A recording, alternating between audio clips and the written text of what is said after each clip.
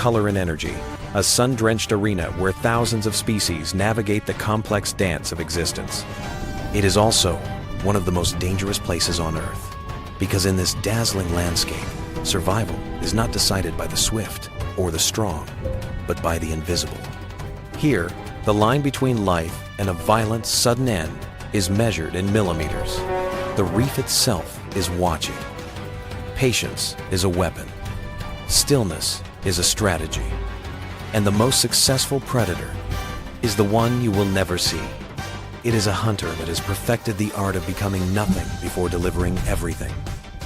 An ambush over, before the victim even knew the battle had begun. That patch of reef, the one the goby so narrowly avoided, is not rock. It is the architect of this perfect illusion. This is the stonefish, Cynansia verrucosa. By reputation, it is the most venomous fish on Earth. But its primary weapon is not the lethal cocktail of neurotoxins hidden along its dorsal spines. Its true power, its entire survival strategy, is the mastery of absence. This is a predator that has reverse-engineered the hunt. It does not chase. It does not expend precious energy on pursuit. It has a single, all-consuming goal: to wait for life to come to it. The stonefish doesn't just hide on the reef, it becomes the reef. This is not a passive ambush. It is an extraordinary, active struggle of stillness. Its mottled, warty skin is a living canvas, a specialized dermis that encourages algae and hydroids to grow, making it biologically indistinguishable from the ancient seabed. While other hunters fight for dominance, the stonefish's battle is against time, against hunger, against the very urge to move. It remains perfectly motionless for hours, sometimes days. Its metabolism slowed to a crawl, its entire being focused on one critical moment, the instant its prey makes a fatal miscalculation. The challenge is not just the weight, it is the razor-thin margin of error. The reef is a world of hypersensitive alarms. The damselfish, a potential meal, reads the water with its entire body. It is hunting for copepods, but it is being hunted by physics. It can detect the minute pressure waves of a predator's movement, the slightest twitch of a muscle. For the stonefish, this is the conflict, a battle of supreme control against its own predatory instincts. Every passing creature is a test of its resolve. A mistimed strike, a flinch of anticipation, and the illusion is broken. The alarm is sounded, and this patch of reef will be marked as a dead zone for hours. The stakes are absolute. This form of hunting is an enormous metabolic gamble. This perfect, agonizing stillness burns energy. It is a biological siege. If the stonefish fails to secure this meal, it doesn't just go hungry, it moves one step closer to starvation. The kill zone is precise. Too far, and the prey will escape the vacuum of the strike. Too close, and it might detect the predator's scent. The stonefish must wait for that perfect, fractional moment, when the victim's fate is sealed, even if it doesn't know it. The damselfish hovers, and then, with a flick of its tail, darts upward and away, oblivious. The stonefish remains. The tension resets, but the cost of the wait has just increased. To understand how this creature achieves the impossible, we must look closer. This isn't just camouflage, it is a biological work of art, a dual weapon system perfected over millions of years. The first weapon is the illusion itself. Its skin is covered in verrucae, warty, glandular projections. This is the secret to becoming the reef. These structures don't just mimic rock, they function as it. The skin actively cultivates this disguise. It provides a living substrate for algae, hydroids, and sediment to attach. The stonefish does not find a place to hide. It becomes the place. This is consequential science. The camouflage is so perfect that it allows the stonefish to execute its primary hunting strategy. But this strategy, remaining perfectly still, often in exposed areas, creates a new vulnerability. What about predators from above? This is where the second weapon is deployed. This is the superpower that makes the stonefish a living fortress. Lining its back are 13 dorsal spines, each a masterpiece of biological engineering. They are not just sharp, they are hypodermic needles. At the base of each spine lie 2 sacs of one of the most potent venoms known to science. When pressure is applied, the spine pierces the threat, and the venom is injected instantly. It is a powerful neurotoxin, a cocktail of proteins called verrucotoxin that attacks the nervous system, causing excruciating pain, tissue death, and systemic shock. This venom is not for hunting. It is the ultimate deterrent. It is the insurance policy that allows the stonefish to maintain its agonizing patience. The camouflage hides it from its prey. The venom protects it from its predators. Together, these systems create the perfect, invisible hunter. Time resets. The wait begins anew. But now, another opportunity. A wrasse, busy with its own search for food, drifts into the invisible perimeter. It is inside the kill zone. The stonefish's entire being, every fiber of its compressed energy, is focused on this single 1.3-second window. Now, this is not a bite. It is an implosion. The stonefish possesses one of the fastest feeding strikes in the entire ocean. It is a muscular skeletal marvel known as a rarefaction strike. In less than 15 milliseconds, its mouth expands to over 12 times its normal volume. This sudden expansion creates an inescapable vacuum, a localized black hole. The water and the prey within it have no chance. The laws of physics have sealed its fate. There is no time to react, no time to register danger, just absence. The entire event, from stillness to strike to swallow, is over in 1/15 of a second. The apex of patience has been rewarded, and just like that, the event is over. The hunter resets. The reef, for a moment violently disrupted, returns to its delicate, ancient rhythm. This is not a story of malice or cruelty. It is a story of efficiency. In the ocean's great thermodynamic ledger, where every calorie spent is a gamble against starvation, the stonefish has engineered the perfect equation. It has traded the explosive energy of the chase for the profound, internal power of patience. This creature is a testament to the sheer, terrifying creativity of evolution. It is a living sculpture, a master of physics, a silent guardian of its own existence. It serves a vital role in this intricate metropolis, ensuring that only the most aware survive, shaping the very behavior of the reef around it. It is a chilling reminder that in the grand theater of the natural world, true mastery is not always loud. It is not always in motion. Sometimes, the most potent force on the planet is the one that does nothing at all. The ocean is full of such masterpieces, hidden in plain sight. An entire universe of strategies, conflicts, and wonders, waiting patiently to be seen. The ocean still holds countless untold stories. Join us as we continue to explore the deepest corners of our blue planet. Subscribe now for the next expedition. Dawn breaks over the Gold Coast, a pristine ribbon of Australian shoreline where skyscrapers meet the surf.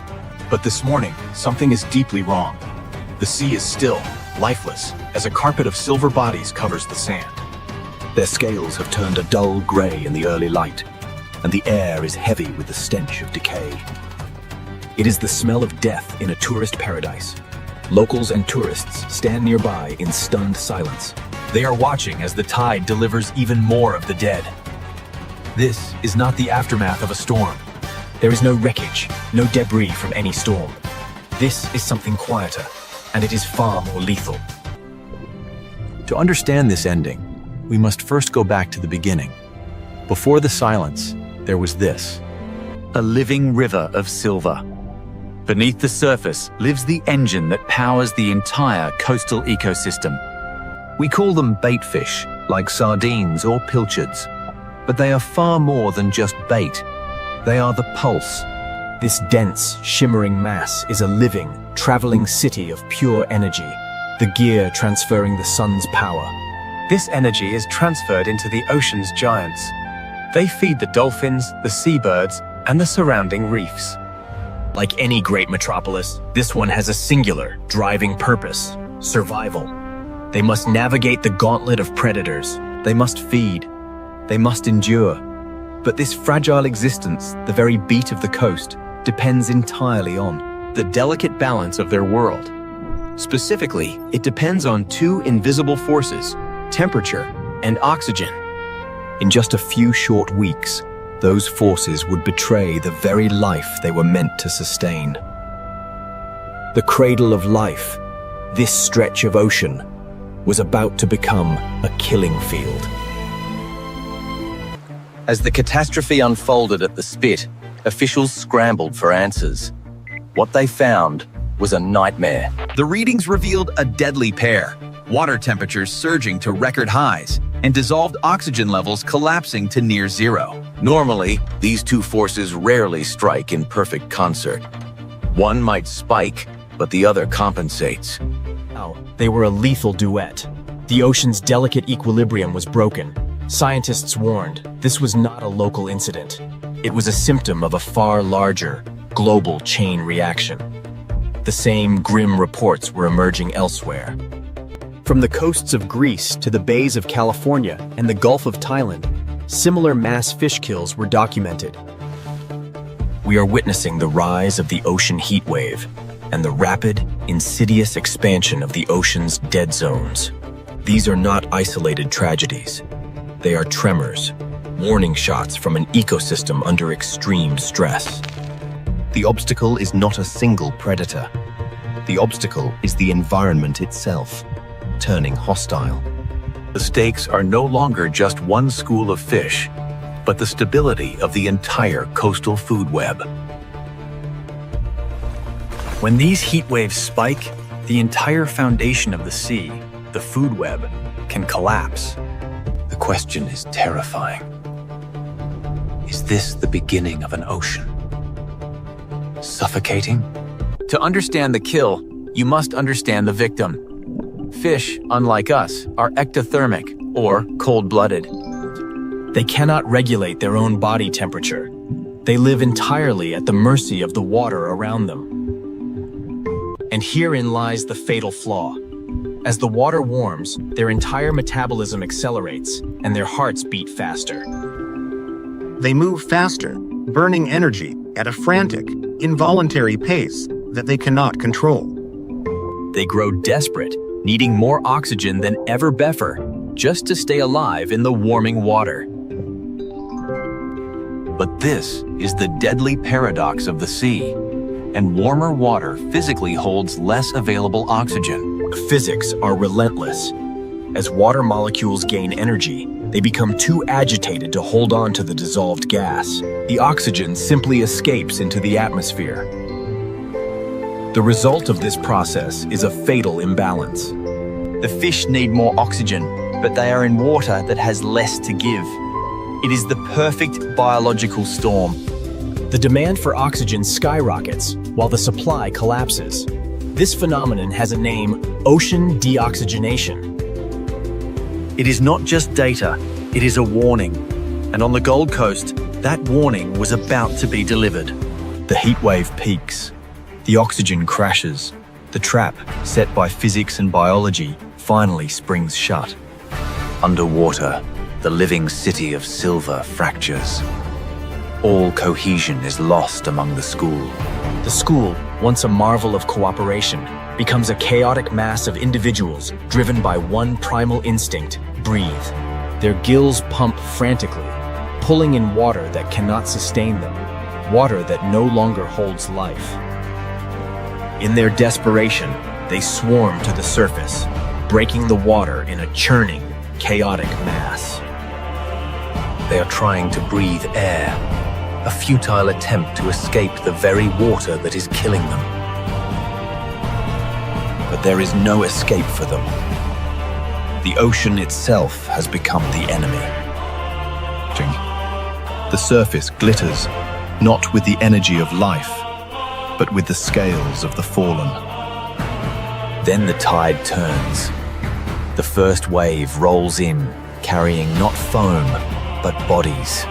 They arrive on the sand still quivering, flapping weakly. Then the next wave arrives, and the next. Each pulse of the tide is a new layer in the morgue, a delivery of the dead. Tourists flee the beach horrified. A world-famous paradise has become nature's tomb. Here on this pristine shore, climate change has opened a new silent front in its war on nature. And this scientist's fear is only the beginning of what is to come. Days later, the scene is still haunting. The beach has been sanitized and scrubbed clean by heavy machinery. Trucks heavy with the dead have driven away, but the stench remains a ghost in the air. This event is more than a tragedy. Scientists warn it is a snapshot of our global future. It is a physical warning delivered directly to one of the world's most famous shores. A warmer ocean is not just killing fish. It is bleaching our coral reefs and breaking the ancient food chain. It is suffocating vital stocks from the coasts to the abyss, upsetting the global balance. The ocean, humanity's oldest ally and provider of every second breath, is running out of breath. If the ocean system collapses, the consequences will find their way from the water to our tables and economies. As Dr. Guida states, the ocean cannot wait. The race to net zero is a race for survival. The message is clear. If the ocean dies, we die with it. But if we act to cut carbon, restore our reefs, and protect the seas, life can return. The ocean still holds countless untold stories. Join us as we explore the deepest corners of our blue planet. Subscribe now to join us for the next expedition into the unknown.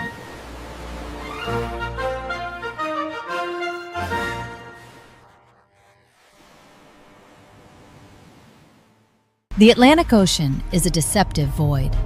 On the surface, it appears calm, rhythmic, almost sleepy, but beneath the rolling swells, a violent geometry is taking shape.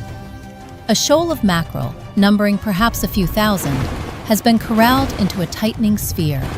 They sense the pressure wave before they see the enemy. Suddenly, the blue void detonates. Torpedo-shaped shadows tear through the bait ball at nearly 40 miles per hour. These are not merely fish hunting, they are biological missiles. There is no wasted movement, no hesitation. In a blur of silver and dark blue, the formation is shattered. The water boils with the kinetic energy of the strike. This is an attack of terrifying precision, executed by the ocean's ultimate high-performance machine. They do not just swim, they cut through the hydrodynamics of the sea with the kinetic force of a fired projectile. As the chaos of the hunt subsides, the architects of this violence come into focus. The Atlantic bluefin tuna. To the uninitiated, a tuna is simply food.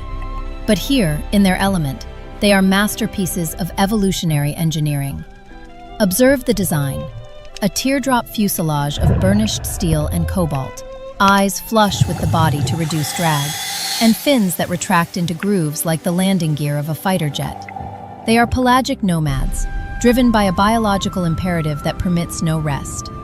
A bluefin is not just an animal, it is a metabolic engine that runs hot.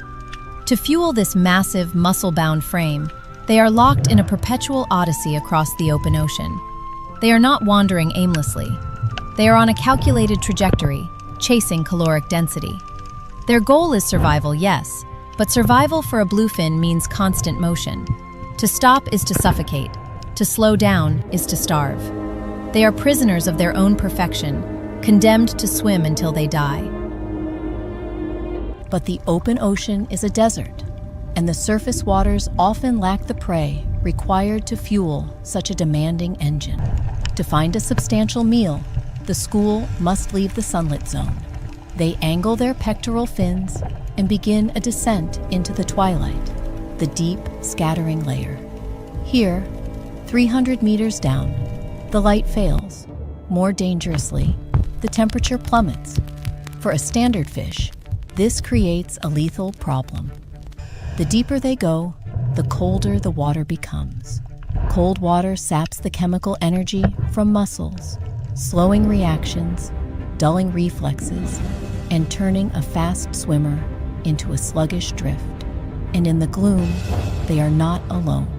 The sensors of the school pick up a displacement in the water column. A large shadow tracks them from the periphery. It is a massive blue shark, Prionas glauca, a formidable predator that patrols these depths. The shark waits for a straggler, for a fish whose muscles have been seized by the crushing chill. In this thermal trap, speed is life. If the cold claims the tuna's muscles before the shark claims its body, the outcome is identical. The risk of this dive is absolute. How does the bluefin survive this descent without seizing up? The answer lies hidden deep within its red muscle tissue, a physiological marvel that separates the bluefin from almost every other fish in the sea. Most fish are cold-blooded. Their body temperature matches the water around them. But the bluefin possesses a biological superpower, the rete mirabile, or wonderful net. Visualize a complex tangle of arteries and veins, tightly packed against one another. As cold, oxygenated blood flows from the gills toward the muscles, it runs parallel to warm, deoxygenated blood returning from the core.